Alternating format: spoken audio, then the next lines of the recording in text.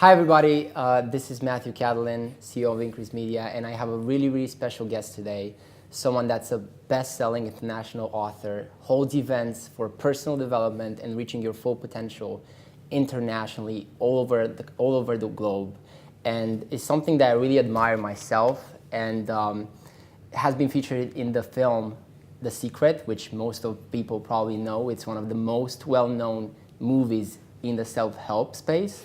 And he's going to be featured in a docudrama that's going to be made after the book, which we have right here, a copy of the original book of Think and Grow Rich, after the book of Think and Grow Rich. So that's going to be extraordinary. Bob Proctor, thank you so much for having the time. My pleasure, Matthew.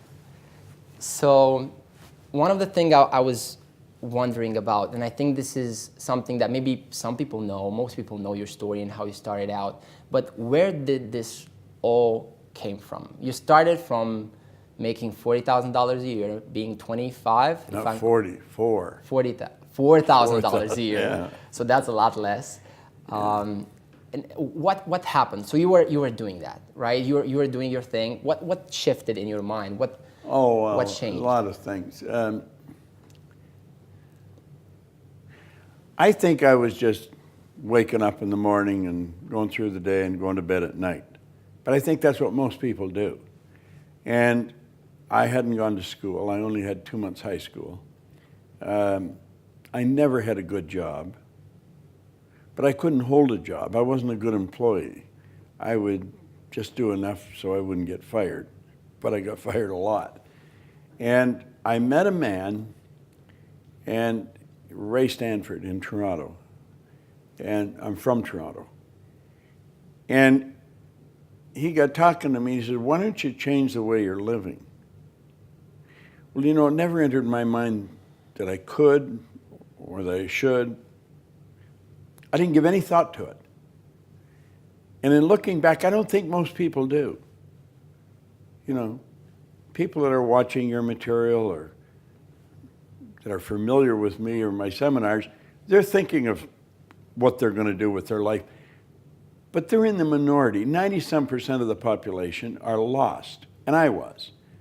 I had never done anything of any consequence.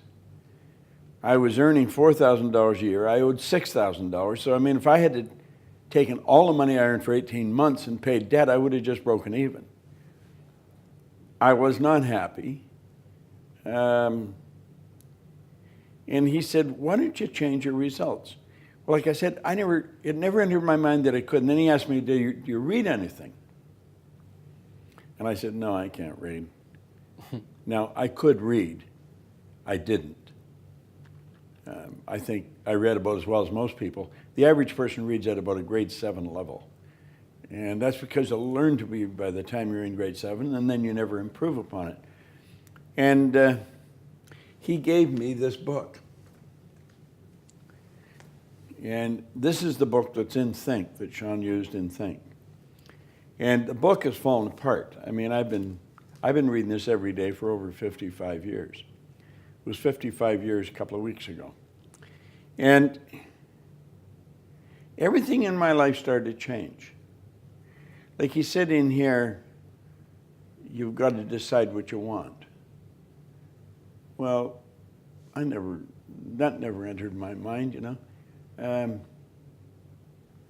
I would wake up and I just wanted to get the debts off my back. I wanted to get through the day.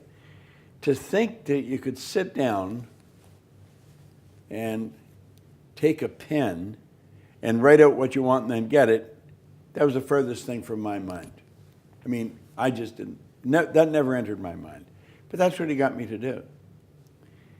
And he talked to me for a while. Well, it ended up, I said I wanted $25,000. I mean, that would be like maybe you saying right now you want $1 billion. I mean, it was so far out of my reach that I didn't even know anyone with $25,000. And I didn't believe it. But he said, if you do exactly what I tell you, you can have anything you want. Well, I not only didn't believe it, there was no way I could believe it. But the way he spoke to me, he had such conviction I knew he believed it. At least I believed he believed it. And then he said to me, why don't you do what I'm telling you? He said, your way's not working, mine is. He was happy, healthy, wealthy, and I couldn't even figure out why he was talking to me. And something inside me said, why don't you do what he says? So I thought, I'll try it. He said, give it a try. You've got nothing to lose. And so I said, okay. And that's really where it all started. And he gave me this book. And he said, read this every day.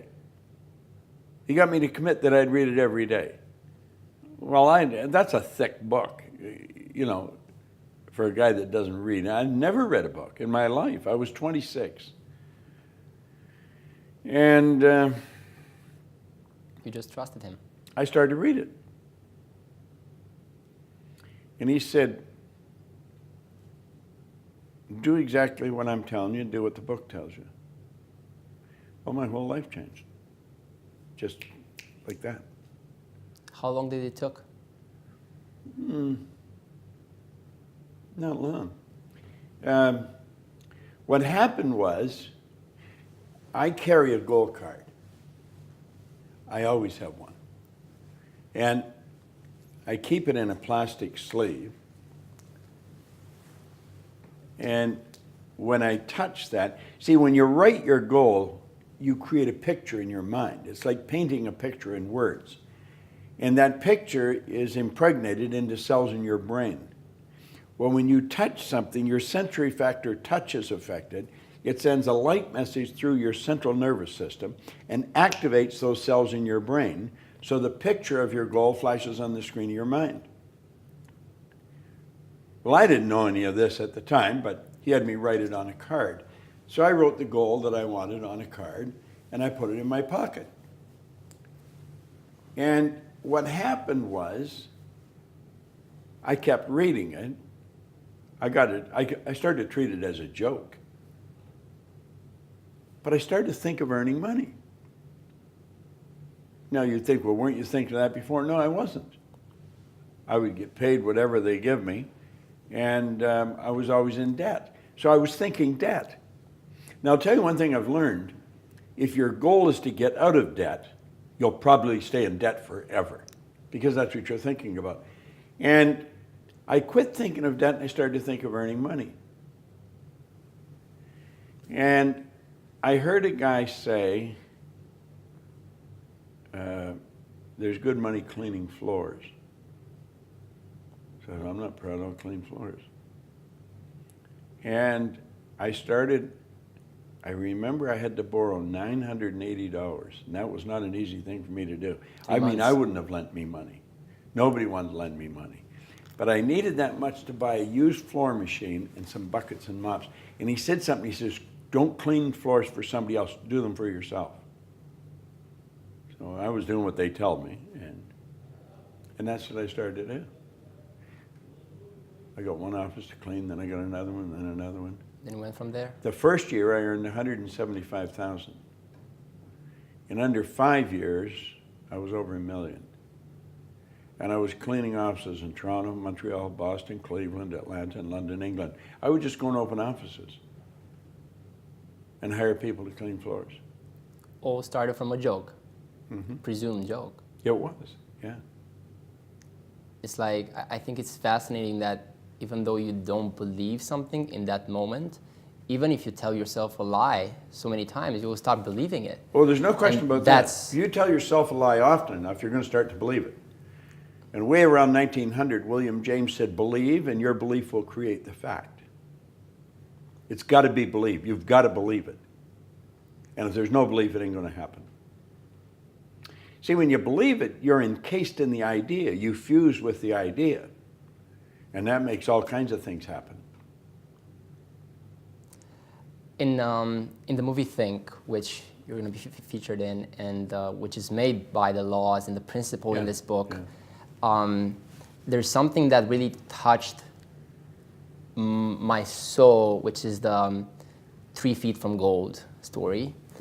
which I think a lot of people resonate with, because so many people, I think everybody has goals, everybody has aspirations, everybody wants this and that, but so many people just don't get them immediately and quit. So how do you feel about that? Like, what level of belief do you need to have? You need to like never give up. What do you? I think it goes beyond belief. I think you have to know it. You see, when you believe it, there's no quitting. You never quit. It doesn't matter what happens. You don't quit. Quitting is never an option. The people that quit, they never really bought into the idea in the first place. See, you get it on three levels. The second you think of something, you've got it intellectually. When you get emotionally involved, you've got it on a spiritual or emotional level. Well, then that expresses itself through the body. The body's just an instrument of your mind. And so when you really buy into it, you literally fuse with it. Neville said you fuse with it. And this causes all kinds of things to happen. You're dealing with electronics. You're dealing with energy. Like the second you think something, that's all you need. See, you live on frequencies. You think on frequencies. Your phone operates on frequencies. And it's like magic. You're in Romania, are you? Right. I'm in Toronto. Yes. If I've got your number on my phone, I could take a picture of something, hit it like that. You've got it in Romania. Simultaneous with me sending it, because when you get into the mind, there isn't any time or space. It's just immediate. Yeah. Well, you're living on frequencies. Now, when you think of something, what you've done is you've flipped your brain onto a higher frequency. The very fact you can see it is all the proof you need to know you could get it. What you have to do is raise your love consciousness to that frequency. And then you will attract whatever's on that frequency. All the good you need to manifest the idea. Carnegie said that way back in 1908 to Hill.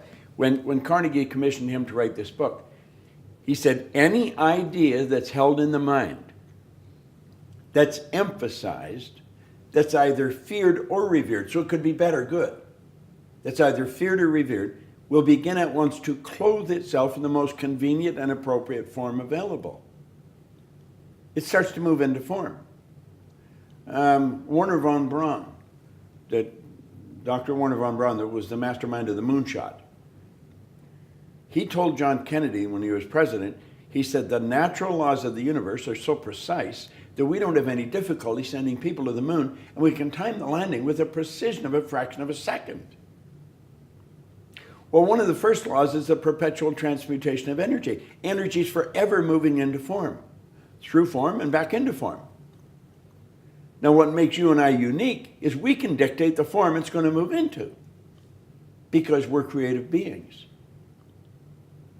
Like all the little creatures on the planet are completely at home in their environment. They blend in. You and I are the only people, or the only creatures on the planet, the human, that is totally disoriented in their environment. And that's because we've been given the mental faculties to create our own environment. I have read somewhere that once you think about something, you visualize it, you create it once, and then it's your job to create it in the real world. That's right. Everything's created twice. So you first create it Yeah. in your mind, and it's already created. Then you have to actually take it from that world in the material world. Like, it took Hill from 1908 to 1937 to come up with this. 29 years. That's a long time. It is a long time. And he worked at it every day. And Carnegie didn't subsidize him, didn't give him any money. But what he gave him connections. The most powerful people on the planet at that Yeah, time. yeah. So you obviously did all this. You mastered the power of this, and at least you know you have a level of success that most people would wish for. Most people, I think most people, if they would envision the success that you have at the moment, or that most successful people have, they would say, if I would have that, I would not work again. What makes you get up every morning? Going in your age, right, is not the same as being 25, is not the same as being 30. What makes you, what's that purpose, that motivation inside of you that makes you wake up in the morning and work again and just inspire people and create this massive change that's happening, which is Well, the people that powerful. quit work and retire, they don't even understand who they are. We're not made for work. Work's made for us. Right. What we've got to do is find out what we love. And then you have to do it because you love it. And so age, time, space, got nothing to do with it. Your mind is full of the idea. You get up, you wake up, you get up, you got to get going because you got places to go and things to do, people to see, because you're in love with an idea. See, when people quit, like 3 Feet from Gold, they weren't in love with that idea. They were going after the money. It wasn't the idea that motivated them, it was the money that motivated them. And that's why they quit. See, when you're going after what you want, and that's one of the big problems with people when they set goals. They set a goal to do what they think they can do. Well, there's no inspiration in that. It's got to be what you want to do. See, wants come from the essence of who we are. We're spiritual beings. And we are a soul. We don't have a soul, we are a soul. And the soul is forever seeking its awareness of its oneness with that which is, which I call God. Well, spirit's always for expansion and fuller expression. It's never for disintegration. So there's a basic law of the universe. If you're not growing, you're dying. It's create or disintegrate. Nothing stays where it is. We live in an ocean of motion. Entropy. So it's the spirit within. Our spiritual DNA is perfect. There's perfection within every one of us. Well, it's that perfection seeking expression through us. It causes us to want. If you run, you want to run faster. If you jump, you want to jump higher. If you're selling, you want to sell more. Doesn't matter what you're doing, you want to do it better. When people understand where wants come from, that's when their life starts to change, I think. When we're kids, we go to mom or dad and we say, Mom, Dad, I want. And we tell them something, and they're busy doing something. They say, well, how are you going to do that? Well, of course, the kid hasn't got any idea. And because he can't say how he knows, well, so he gives it up. And that's why when people grow up, when they want something, if they don't know how to do it, they let it go. They've been doing it since they were little kids. They were directed to let it go. There's no money. We don't know how to do it. We don't know the right people. So we let it go. So we don't go after what we want. Most people set goals to do what they think they can do. There's no inspiration in it. That's why 90% of them set a target and they quit. They set a target and quit. When you're going after your heart's desire, you don't quit. And then why most people don't get what they want out of life? Is it... Well, they don't know what they want. That's right. You see, I got this, and then I got Earl Nightingale's condensed narration of this on a long playing record. And I'd listen to that record over and over and over again. One day, I was in the business, in the cleaning business. I had salespeople. And I had them listen to this record. Every morning we listened to this record. And one day I said, you know, I'd love to meet him. And I didn't know who Earl Nightingale was. He was a voice on a record. That was it. I didn't even know where he lived. And a young guy that worked with me, he said, no, you wouldn't. He said, if you wanted to meet him, you'd go and meet him. I thought, damn, he's right. So I phoned, and I got an appointment with him. Now, at the time, he was the most listened to man in the history of the broadcasting industry. He was a radio broadcaster. And not an easy guy to get to, but I got to meet with him for an hour. I flew to Chicago. I spent an hour with him. And when I was leaving, I said, Earl, what's the big deal? You know, I mean, what's it all about? He said, there's no big deal. He said, It's very simple. He says, simply decide what you love to do and then dedicate your life to it. He says, the problem with most people, they don't know what they love to do. They never take the time to sit and ask themselves. What they're doing is trying to, I think I can earn good money here, I could do it. Good. You know, it's where can they earn some money? It's not what they love to do. Well, I was sitting there. Now, I had offices all over the place. I had a lot of people. I was earning a lot of money. And I got excited because I knew exactly what I wanted to do. I wanted to do what he was doing. And I made up my mind sitting in his office. That would be somewhere around 1965. That I was going to go back and I was going to work with him. And in 1968, I moved to Chicago. I left my own company. I moved to Chicago and I started to work with him. Why? Because I wanted to. I had to move my whole family. I had to get a green card. I had to move my whole family to Chicago from Toronto. But I got a double benefit out of it because I got to work with his partner too, Lloyd Conant. Lloyd Conant was a giant of a man. What a great guy. And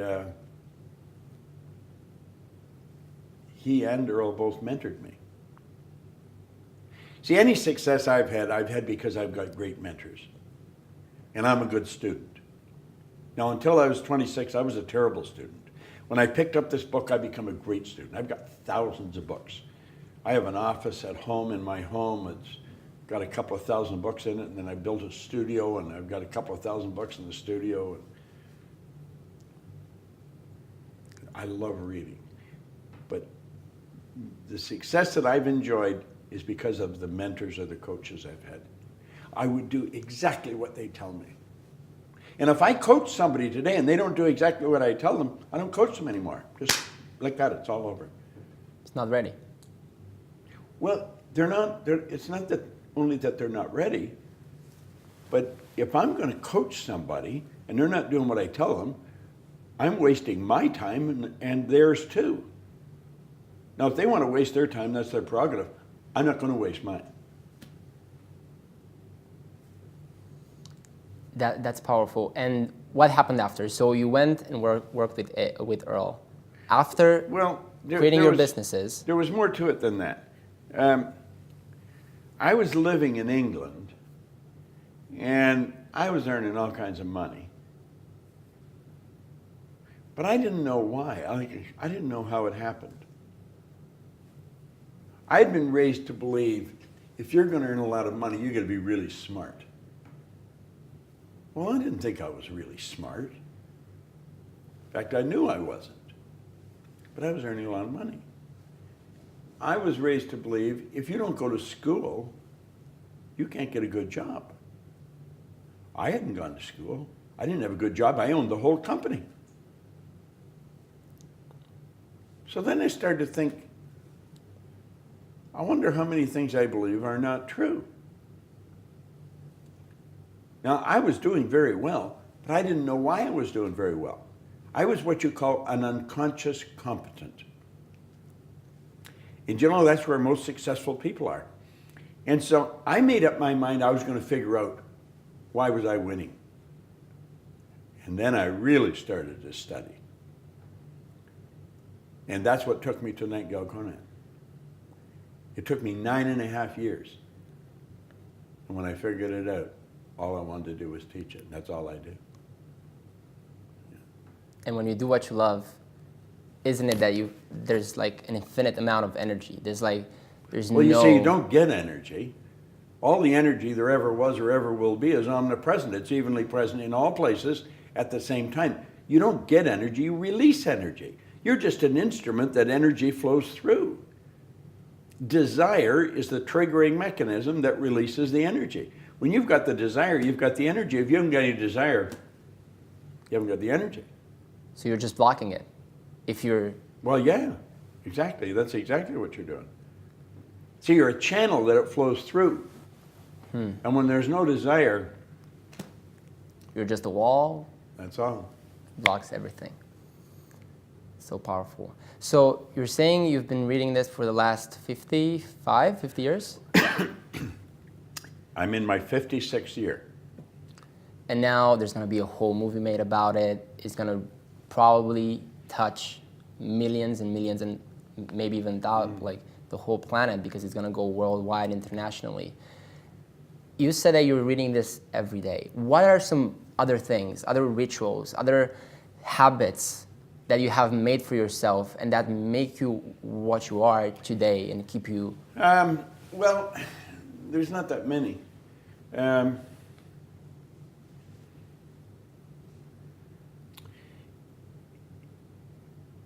If I want to do something, I find somebody that's already done it, and then I do exactly what they tell me. It's a simple rule to follow. I don't read novels. I don't watch movies. I'd watch documentaries or things like that where I can learn. I'm only interested in studying something that can cause me to become more of what I'm capable of being. See, I think we're all hardwired to do something really special with our life. And that's all I want to do. I'm really good at what I do. I could walk by a person in the hall and like that, I could tell them exactly what they're like. I could read their energy like a book.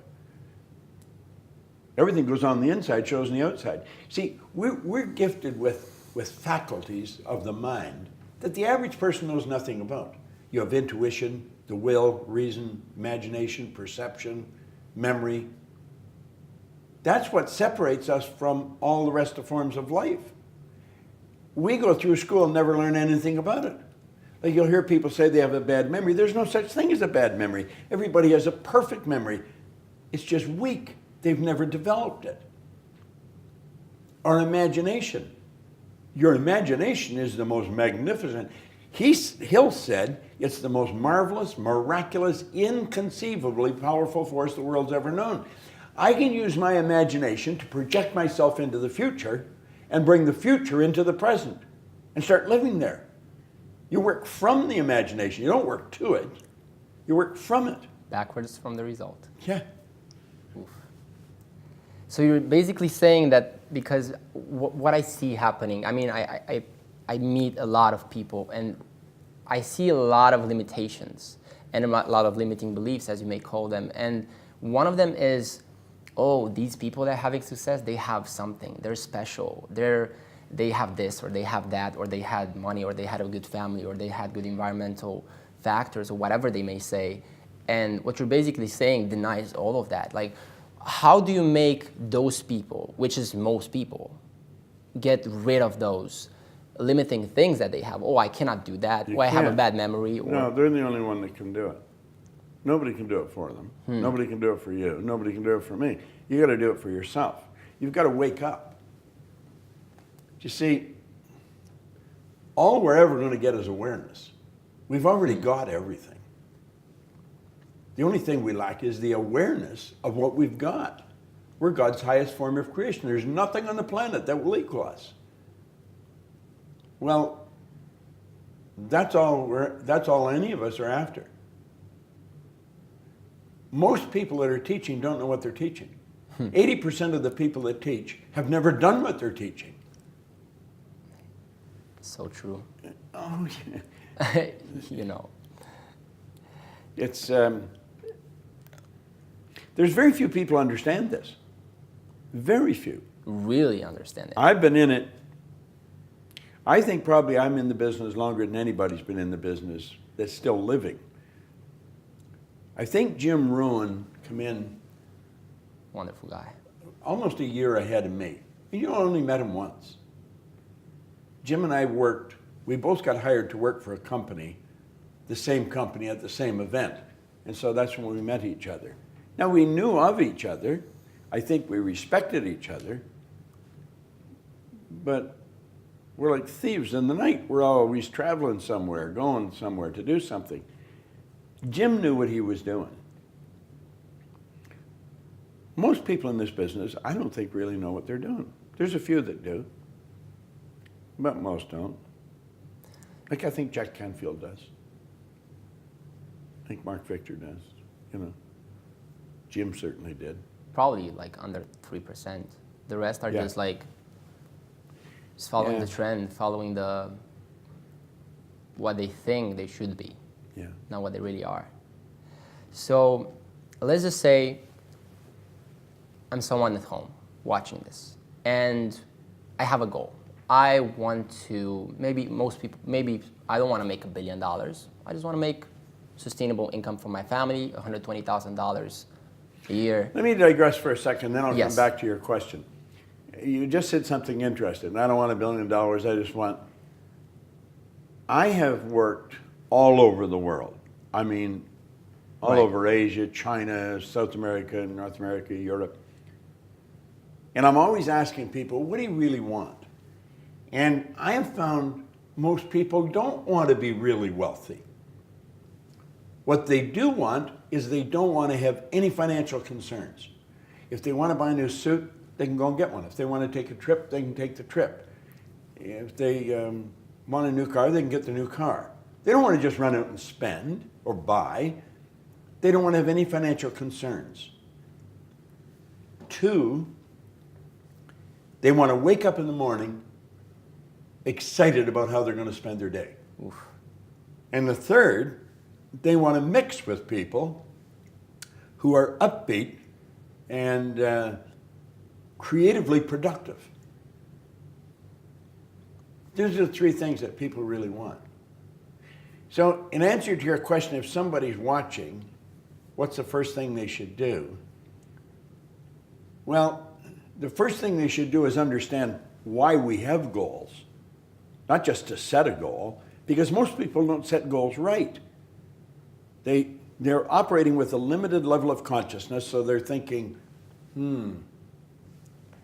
if I could get a little more money, and if I could get him to help me and her to help me, and this happened, then I could do this. Maybe this is get a new car. What we've got to understand is we're trading our life for our goals. Literally trading our life. Would you trade your life for a car or a house? I don't think so. So it's got to be something really meaningful. And we're not taught to think this way. We should sit down and don't give any thought to where the money's going to come from, where the help's going to come from. It's what do you really want? Like Ed Hillary was a beekeeper in Auckland. That story. He wanted to climb Mount Everest. It had never been done. People died trying to do it. He went in 51 and failed. He went back in 52 and failed. In 1953, he stood on top of the mountain with Tenzing Norgay. But he didn't know how to get there until after he had got there. Edison didn't know how to illuminate the world until after he had done it. The Wright brothers were bicycle mechanics in Dayton, Ohio. No one believed you could fly. They had been trying it for years. But they saw it. But they wanted to do it. They didn't know how, and they couldn't tell you until after they had done it. Now, the first flight only lasted 12 seconds. And the naysayer said, yeah, but they only were up there for 12 seconds. They said, we not only got up there, we kept the damn thing up there for 12 seconds. So when a person sets a goal, they've got to say, what could I want? If I just let my mind just wander, use my imagination, how do I really want to live? That's what they should be doing. That's where it should start. And then don't listen to anyone that tells them they can't. Go to someone who has done something and ask them, what should I do? And then do exactly what the person tells them. Simple formula. It's not very difficult. If it had been difficult, I wouldn't have figured it out. Then what's stopping people? Ignorance. Ignorance. That's all the problems in the world come from ignorance. That's the purpose of life, to overcome ignorance, develop awareness. The only way to overcome ignorance is through knowledge. And the only way to get the knowledge is to study. Most people, they finish school, close the book, say, that's over, I'm never going to open another book as long as I live. they're screwed. It's all over. So that's powerful. That's really powerful. When I think about achieving anything, I think I've been fortunate enough to have a level of confidence that allows me to just, that unconscious, how you said, unconscious competence. Unconscious, well, see, Yes. here, stop and think of any large company. I don't care, anyone. Right. You can go to the leaders of that company and you can say, who are your stars? I mean the ones that are really making it happen. And they've all got a few. Say, what are they doing that's so different? Why don't you find out what they're doing and teach it to everybody? Oh, well, everybody couldn't do it. Why are they doing it? You know something? The stars don't know why they're stars. And they'll say, well, they're smart. Some of them aren't very smart. Smart's got nothing to do with it. They have shifted their paradigm. They've knocked the wall down and they built an image and they followed the rules. They just didn't know what they were doing. I didn't know what I was doing. I was earning over $1 million a year. I had no idea what the hell I was doing. I'd say I was cleaning offices. That was almost incidental. What I was doing, I was reading this every day. I was listening to the recordings every day. I was reprogramming my subconscious mind. See, you're programmed. Right. Now, I've never met you before, but I'll tell you something about you. You've got a shy side to you. You've got a very sensitive side to you. Not everybody knows this, but I know it. You can enjoy being by yourself. You don't have to be with people. You're sort of quiet and you go out by yourself. You have a very sensitive and you're emotional and you're impulsive. Do this. And so when you go to do it, then there's another side to you that's a polar opposite to that. When you go to do it, the other side says, Matthew, maybe you shouldn't. So you've got a lot of do it, don't do it going on in your mind. You operate almost perfectly from the right and left hemisphere of your brain. You're almost right down the middle. In fact, you're good at all kinds of things that are totally unrelated. So you have difficulty. Now, I could keep going. I could tell you more. How do I know that? I can read your energy. I can feel it. Everything about you tells me that. I don't have to ask you if I'm right. I know I'm right. I know you're a man. I know you're a woman. You'll say, well, God, everybody knows that. No, they don't. Babies don't know. Babies don't know the difference between male and female. The baby has to develop an awareness of the difference in gender. Well, at a very early age, we put a cap on awareness, and then we say, now it's all about the intellect. And so we've got lessons in school, and you got to remember what's in the book, and if you pass the test, you get the degree. There's all kinds of people walking out of schools with degrees. They're going crazy by degrees, and yet they can't find work. They're broke. You got people that have a doctorates in economics, and they're broke. How could that happen? Because they don't know how to use the information they've gathered.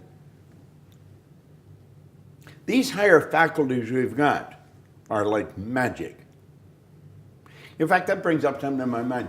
I work conventions a lot. I haven't done as many lately as I used to. Frequently at a convention, they'll hire a magician, an illusionist sometimes. And if I'm working the same convention, every now and then the magician will want me to be part of the trick. And so I see how these things are done. Well, they may have a box and they have a pretty girl in a bikini or something, put her in the box, and he takes and taps the box a couple of times like that. I jump out of the box. And the people are blown away. They say, how the hell did that happen? Well, if you knew how it happened, it's so obvious. The biggest job for the magician is to know that you don't know what they're doing. They're going to remember that. When you find out what's happening, it's not magic any longer. But when you study your personality and you study life and you study your mental faculties, that's real magic. And abracadabra by itself means what you say becomes. I didn't know that. Yeah, I just found out that, That's interesting. last week. from a magician. Said See, like, I you learned know why I something. say abracadabra? What I say becomes. And I was like, that's right. That's very good. That's very good. So What is abracadabra? What is it? Aramaic abracadabra, or- abracadabra is when they do the trick. Oh yeah, no, but I mean, what language does it come from? Is the meaning of it. I don't know exactly, but it definitely means, if you search abracadabra on Wikipedia, it says meaning. What you say becomes. Which That's very means your interesting. words create reality. Sure. Which is exactly what we're looking for. So I had so many questions, but I'm not gonna ask any of them. I think this is so interesting, so I want to keep the flow like this. I have a theory, and I want you to really elaborate on it. Most people say, "Oh, I'm depressed." There's some percentages in America, like so many people They are probably depressed. are depressed. Yeah, and like, how can you be depressed? You're a human. You have the power to control your own will. How are you depressed? And what I think happens is when you cannot see a better future. I can tell you exactly what happens. I can tell you exactly what happens. What? I quoted Andrew Carnegie a few minutes ago. He said, any idea that's held in the mind, that's emphasized, that's either feared or revered, begins at once to clothe itself in the most convenient and appropriate form available. Depression it starts out from ignorance, doubt, and worry. I've got a chart, I show it. Doubt and worry is on the negative side of life. Understanding is on the positive side. Right. Doubt and worry comes from ignorance. Understanding comes from knowledge, but you got to study to get it. Doubt and worry are a psychic disease. It's an intellectual exercise. They're using their intellectual factors to build a negative idea, and that's all they see. They take and internalize that, and they get emotionally involved with it. It goes from doubt and worry to fear. They've emotionalized the doubt or worry. Turns into fear. The fear is in the emotional mind, and the emotion must be expressed through the only instrument it can be expressed through, the physical body. So it moves the body into a state we call anxiety. Anxiety is never expressed. Anxiety is suppressed. You don't know The what to have it. suppression turns to depression. They bottle it up inside. They suppressed the fear. It turns into depression. The depression turns into disease. The disease turns into decay. St. Clair Lewis was right. He said, we don't die, we kill ourselves. Now, what is the opposite of all that? You'll go from ignorance to doubt and worry to fear to anxiety, suppression, depression, disease, disintegration. Go over on the other side. You go from understanding to emotional state called faith. You just know it's going to move into form because you understand the law. Faith isn't believing something you can't see. Strange thing about faith and fear, they both demand you believe something you can't see. Why would people choose fear over faith? Because they're ignorant. So you go from understanding to faith. The faith manifests on the physical plane, not as anxiety, as well-being. The well-being is not suppressed, it's expressed. And the expression turns to acceleration. You're building energy. And that is because there's no dis-ease, you're at ease. And that turns into creation, not disintegration. It's all a mental trip that they're building. Outgoing Now they go to spiral. the doctor gives them Valium or some kind of drug to cool them out. He gets them numb so they don't know what the hell they're doing. I could show anybody how to overcome depression if they'll do it, but they got to do it. And that's where repetition comes in. I heard a beautiful story about how we're always treating the effect, and now we're not reinforcing the cause and what makes stuff happening. And there was this beautiful story about if you have a cocoon in which inside there's an animal that wants to get out of it, right? What people do is like, oh, this thing it's hurting, it's trying to get out, give him Valium, basically what we're doing with humans. So if you would do that, you would not only hurt the living thing, but you will also stop the growing process. Yeah. So I think you probably have a better version of this, but so many people look at adversity Like it's, oh, adversity, go away, repression, fear, all this stuff. When it's something good, makes you grow, makes you become someone better. Well, like he says, in every adversity has within it the key to something great. Problems are nothing but opportunities. You just got to look at it, figure, I'm going to figure this out, you know. They're not bad things, they're good things. See, pardon me, we're conditioned, first of all. If you stop and think, where do we come from? There's a little particle of energy from mom, a little particle of energy from dad. That's the moment of conception. And then an attractive force is set up. All of mom's DNA and all of dad's DNA, all their belief is locked up in those cells. All their conditioning. 280 days later, you make your debut on the planet. You're born. Then, and your subconscious mind is wide open, it's like that glass. You can put anything in there you want. The subconscious has no ability to reject. It is amoral, it is totally deductive. It can only accept, it cannot reject. So then the baby is surrounded by the people that's in that environment. If you took a baby out of Serbia, somewhere here just outside of Belgrade, sure, and you take that baby to the suburbs of Beijing, or maybe New York, that baby will grow up fluent in Chinese or English and have no knowledge of the Serbian language. And yet it was born to Serbian parents. The environment. It's what creates. It has a greater influence than genetics. However, you look like your relatives because of the genetic conditioning, and then on top of that, you've got the environmental conditioning. Well, all that conditioning is repetition in your subconscious mind. It forms something we call a paradigm. A paradigm is nothing but a mass of habits or a mass of ideas that express themselves automatically without any conscious thought. And that paradigm keeps us going. It's in our subconscious mind. We gather information in our conscious mind, but it's the subconscious that moves the body. And if we don't change that paradigm, nothing happens. That's what I did when I got into this book. It was the repetition of information that was totally foreign to me. It was totally foreign to anything I had ever heard. And as I started to listen to it on recordings, I couldn't stop listening to the record. I had never heard anybody talk like that. I thought, wow, anybody can have anything they want. What if that's true? Well, I found out it was true. That's the way we live. And I think, the reason I'm doing this interview in the first place is because the people that are ignorant and that they say, oh, that couldn't be done, or it's not possible for me, or he's special, or I cannot do it.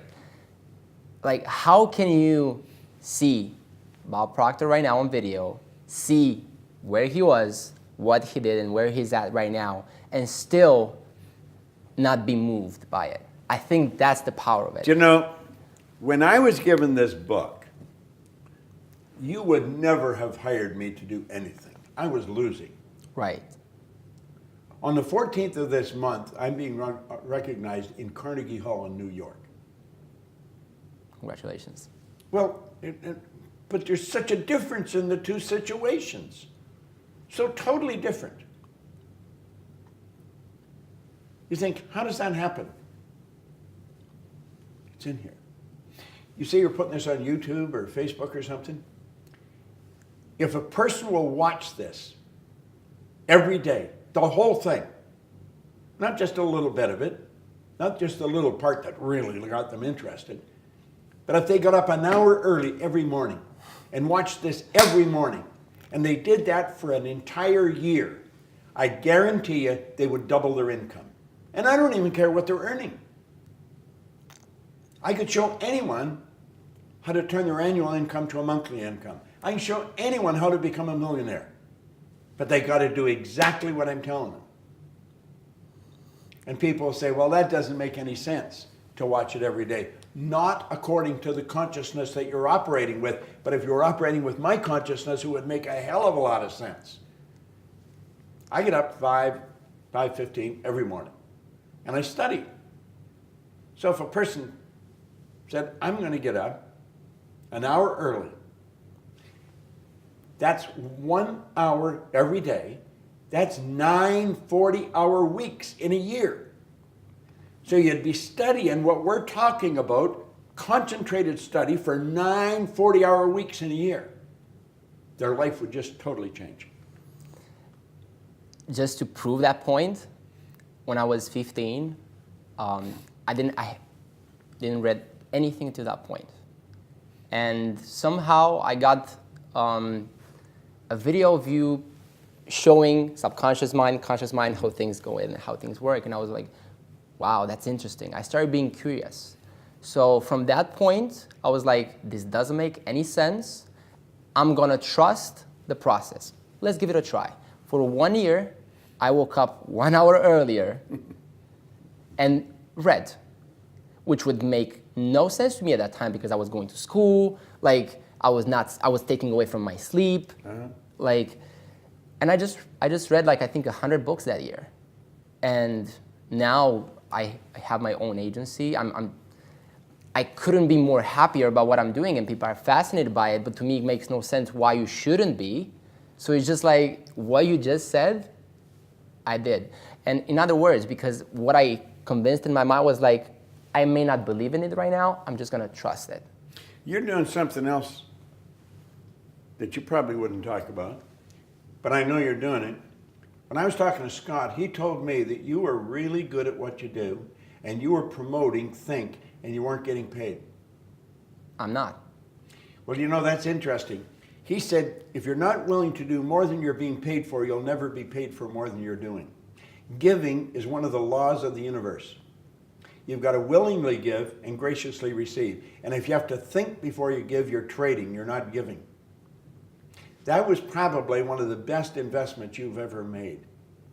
First of all, you're dealing with one heck of a good crew. Oof. With Scott and Sean. I mean, those guys, amazing people. They're class. They are really class act. And you're going to make connections through that and it feels natural couldn't to buy. me.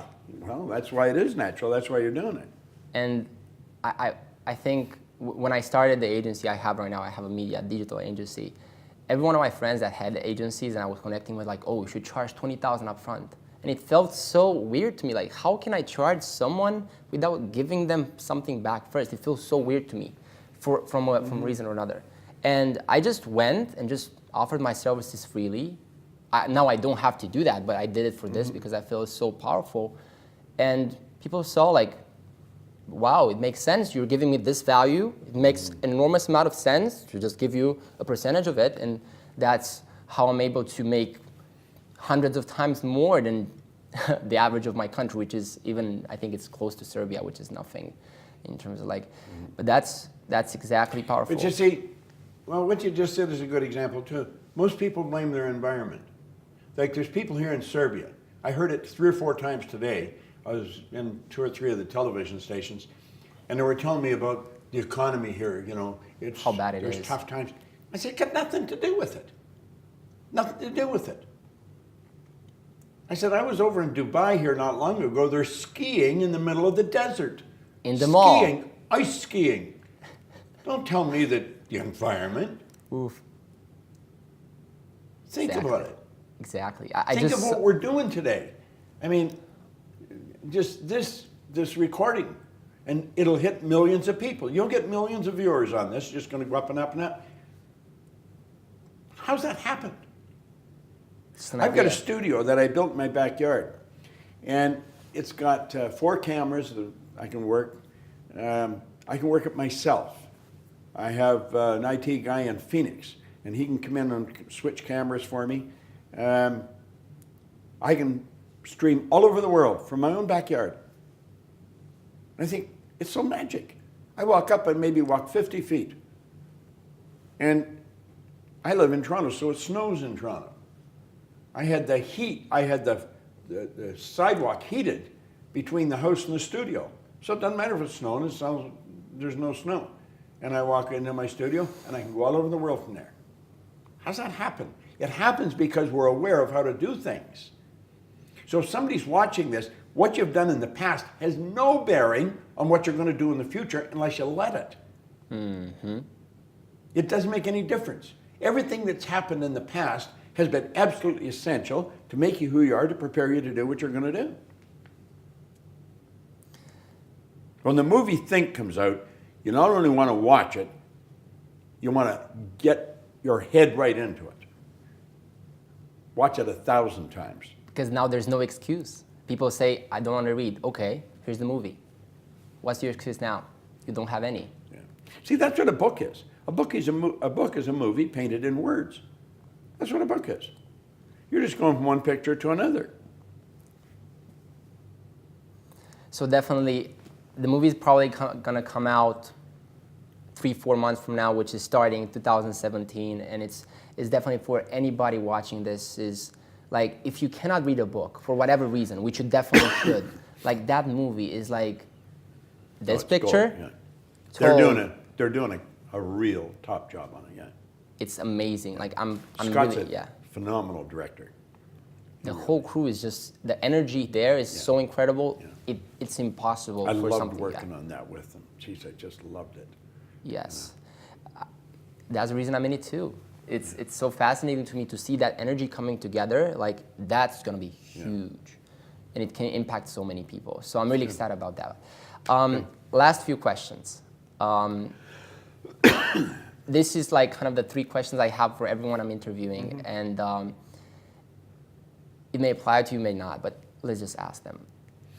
If you were right now to be standing in front of your 20-year-old self, let's just say I'm you, 20 years old, and you're now you right now, with the mind you have, what would you say to yourself in a few sentences? So you don't have an hour, you just have like 2-3 minutes. What would you say to yourself? What's the piece of advice? With what I know now? Yes. I would get into network marketing. I've never been in it, but I do a lot of work around it. I think it's one of the most phenomenal areas for a young person to get in and build a great organization.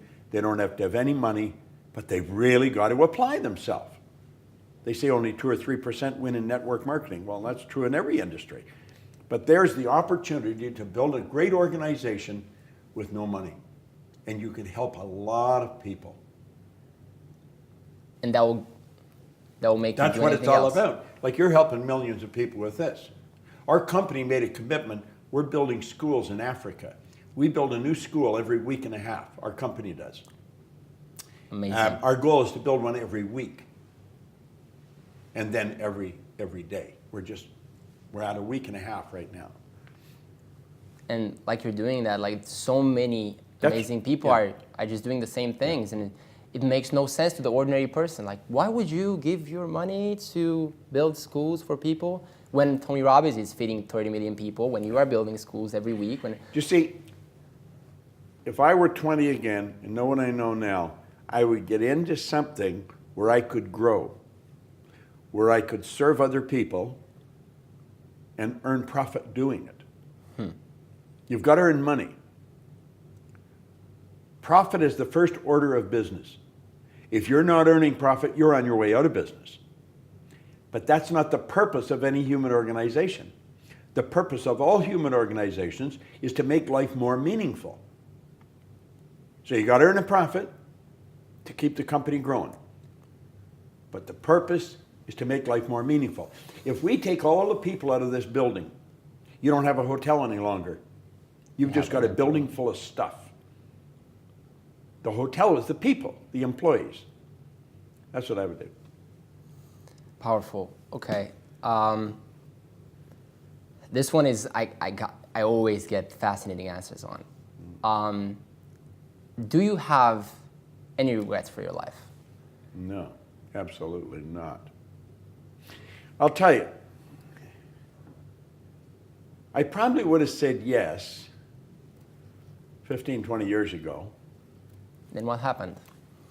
I was watching Johnny Carson's show, The Late Show, and Johnny Carson wasn't there. George Carlin, the comedian, was sitting in for him. And they're both dead now. Vincent Price, a movie actor, was a guest. He's gone too.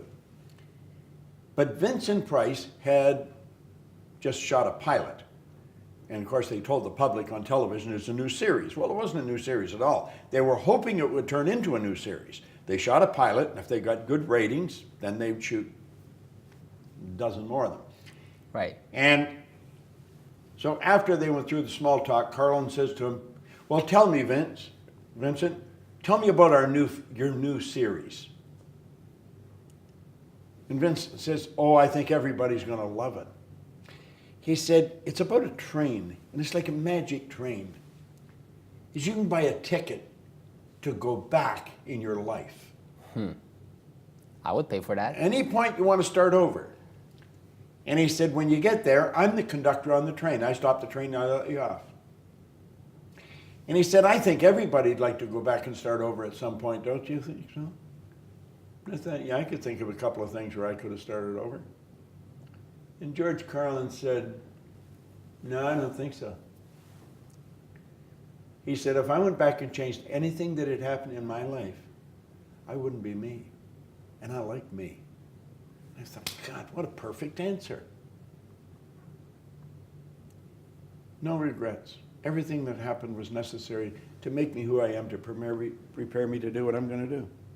And you see, the crazy part about it, none of us know what we're going to do. We think we know. Right. We got a track, but things happen. Because people have regrets. I mean, if you want to go to nursing home and just feel that for a minute, if you look in through their eyes, you can see there's regret. Well, most people do, but most people don't do anything. You see, I often say, how do you do something? well, there's where the goals come in. That's where the purpose for life comes in. You got to have a main purpose. You got to have a purpose for life. And you've got to have meaningful goals. They've got to be meaningful. You're trading your life for it. Like I often say in a seminar, I want you to imagine you're at the end of the road. And you know you're at the end of the road. Your body's so weak, they've got you tied in a wheelchair.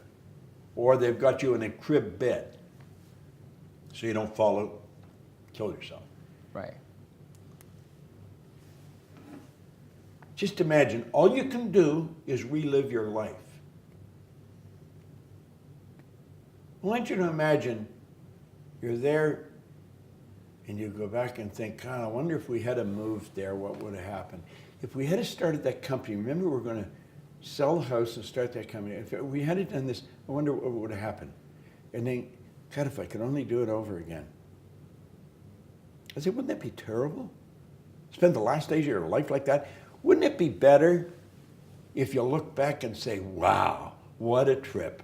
God, I remember we did that. Remember, we blew our brains out on that. We lost everything we had. But you know, when you lose it big enough, it can be exhilarating. And then we did this. And what you're doing is laying there and you're reliving your whole life. And that's the goal. Got to have the goal.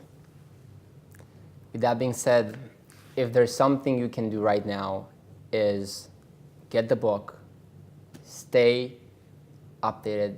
When the movie goes up and it goes live, watch it.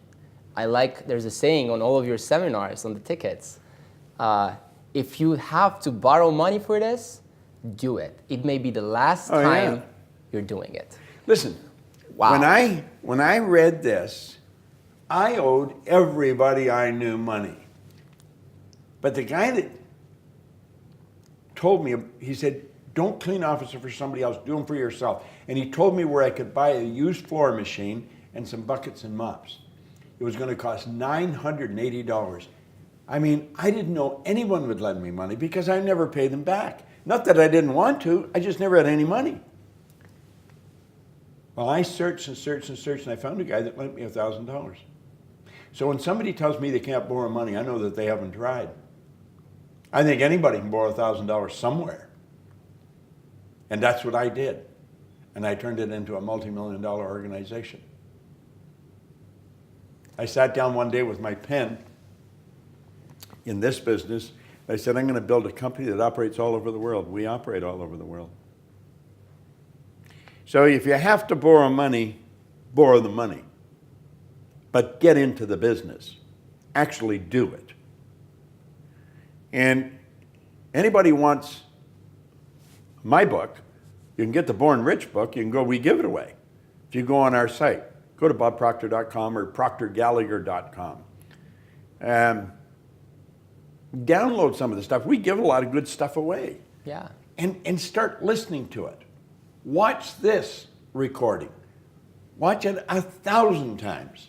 Be the best hour you ever spent. Because what I'm going to do, I'm going to reprogram your mind just through listening to me saying the same thing over and over again. You're going to think, wow. You know? So powerful. Matthew, I've enjoyed this. This has been good.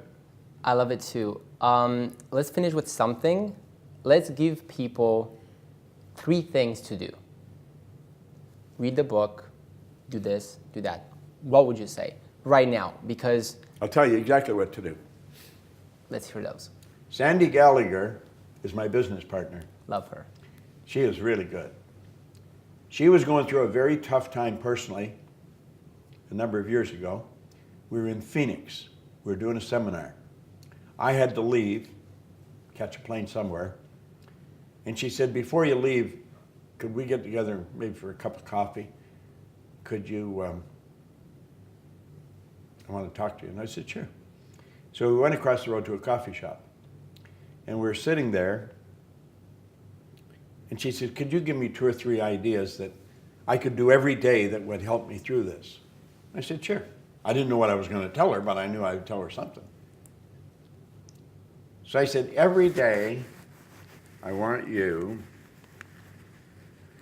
to take a pen and write down, every morning, write down 10 things you're grateful for.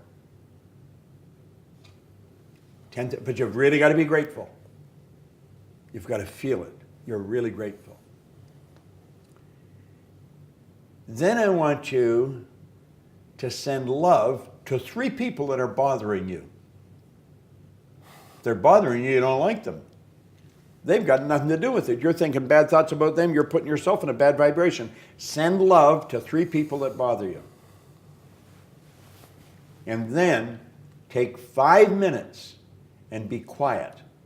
Just be perfectly quiet and ask for guidance for the day. Everybody in our company does that every day. She started to do it like that, everything changed. In fact, my assistant, Gina, who's been with me over 30 years, she was working in Phoenix, and I phoned Gina, and I told her what I wanted. Within an hour, she had a pad printed at Kinko's and had it, the 10 things, one down to 10, you know. Send love to 3 people who bother you, be quiet for 5 minutes. Sandy was going to Hawaii with her sister and her mother the next day. She got pads made for both of them, and every morning they started to do that. It changed every one of their lives. We give that out now in a lot of our seminars, and we train the audience to do it. Start every morning, write 10 things that you're grateful for. Send love to 3 people that bother you. Be quiet for 5 minutes and ask for guidance for the day. It's a winning formula. Thank you so much, Bob. It's been an incredible experience. My pleasure. Thank you so much for taking I the want time. to congratulate your crew. You got a good crew here. Amazing crew, amazing people. And for the people that are watching this, just take that advice. Just trust it. Just trust the process.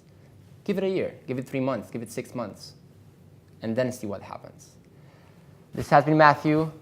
Pleasure to have Bob Proctor. Just before, I want you to come here a little closer. Come here.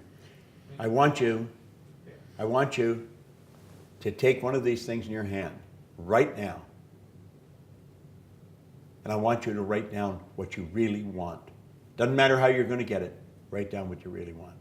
You'll be glad you did. Thank you so much. Let's get a round of applause. I feel this.